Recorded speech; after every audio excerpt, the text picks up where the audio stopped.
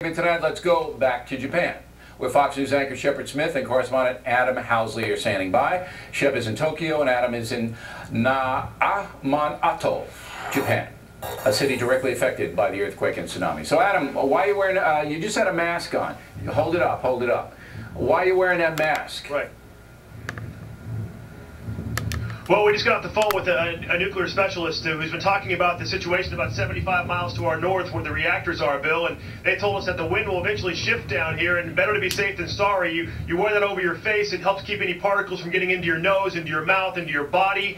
And the good news that we're hearing, unfortunately, for the people that live right around those reactors, Bill, is that rain is coming this afternoon and evening, basically throughout this afternoon, evening, and into tomorrow. What that will do is knock those particles into the ground up there. Again, bad for the people that are still up there because it'll get into their food system, it'll get into their ground, into their water, and into them.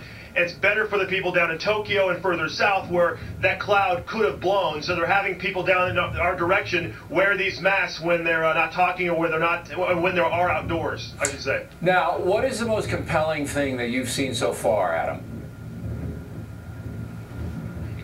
Well, the obvious one is the destruction, because, I mean, behind me, we're in a fish market, Bill, and about 5 or 6 years ago when we were covering the Southeast Asian tsunami with you for your show, we were standing in an area just like this, and the difference being is there, thousands died. Here, that did not happen. I mean, the destruction is massive. A 10-foot high wall of water came through here, tearing out everything in its sight. Boats up, massive boats up on the docks here, the dock halfway into the ocean, but people aren't buried everywhere, and the reason being is they have a tsunami warning system here. So that was the most compelling thing, to walk into this situation, see this massive destruction, and not see bodies sticking out of it. It's a good news situation, but also a bad news one because of the destruction. It's so widespread, Bill, and there's not a lot of power here, and shore shelves are basically empty, and getting gas is really difficult for most people that live here. The lines can be 3, 4, 5 hours long. If you even get to the front, a lot of times there's not a drop to be had. All right. Now, Shepard, you just landed a few hours ago.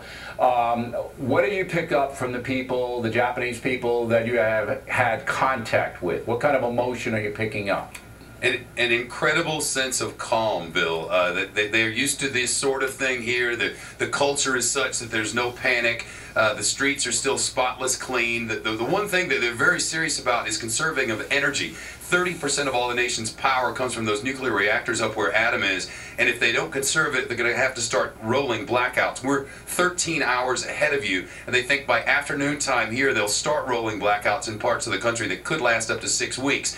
So overnight, the city was extremely dark. Upper floors of buildings shut down. The bridge behind me, which is the Rainbow Bridge, always lit up. Last night it was down to just a few lights. They're all trying to cooperate, really, to keep the place falling into financial chaos, along with all the other chaos that they have. What is the difference in mood from Hurricane Katrina?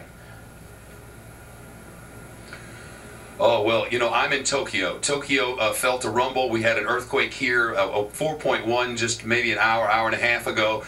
There's no panic, and there aren't a lot of people in great need here in Tokyo in the way that they were in Katrina. Here, all the lights are on, the systems are working. Down central Tokyo is still up and operating. Their long-term troubles are different.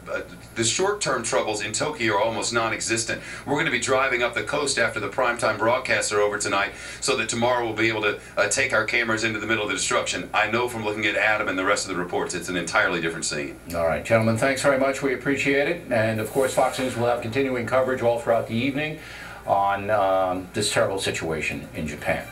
Penance of Patriots, starring